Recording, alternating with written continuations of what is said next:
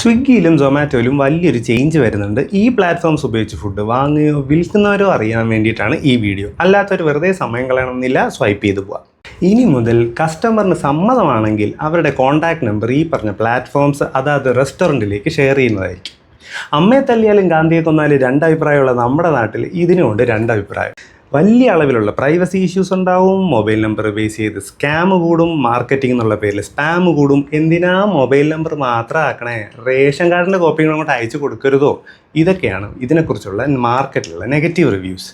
പക്ഷേ കസ്റ്റമറിൻ്റെ food habit, location, order size ഇതൊന്നും മനസ്സിലാക്കാതെ എങ്ങനെയാണ് ഒരു നല്ല മാർക്കറ്റിംഗ് സ്ട്രാറ്റജി ഞങ്ങൾ ബിൽഡ് ചെയ്യുക? സോ ഈ ഒരു കോൺടാക്ട് നമ്പർ ഷെയർ ചെയ്യുന്നത് നല്ലൊരു മാർക്കറ്റ് സ്ട്രാറ്റജി ബിൽഡ് ചെയ്യാൻ റെസ്റ്റോറൻറ്റ്സിനെ സഹായിക്കും എന്നുള്ളതാണ് മാർക്കറ്റിൽ നിന്നുള്ള പോസിറ്റീവ് റിവ്യൂ. ഈ പ്രശ്നങ്ങളെല്ലാം തുടങ്ങി വെച്ചത് 2021 national restaurant association of India സൊമാറ്റോയ്ക്കും സ്വിഗ്ഗിക്കും എതിരെ കോമ്പറ്റീഷൻ കമ്മീഷൻ ഓഫ് ഇന്ത്യയിൽ ഫയൽ ചെയ്ത ഒരു കേസാണ്. ഞങ്ങളുടെ ഇന്ന് പ്ലാറ്റ്ഫോം ഫീ വാങ്ങിക്കും, കമ്മീഷൻ വാങ്ങും, പക്ഷേ ഞങ്ങളുടെ കസ്റ്റമറുടെ ഡേറ്റ മാത്രം ഞങ്ങൾക്ക് തരാൻ പറ്റില്ല. അത് ശരി, അപ്പോൾ മാർക്കറ്റിൽ സൊമാറ്റോയും സ്വിഗ്ഗിയും ക്രിയേറ്റ് ചെയ്യുന്നത് ഒരു മൊണോപ്പൊളിയാണ് എന്നുള്ള കേസ് ഇപ്പോഴും CCIയിൽ പെൻഡിങ് ആണ്.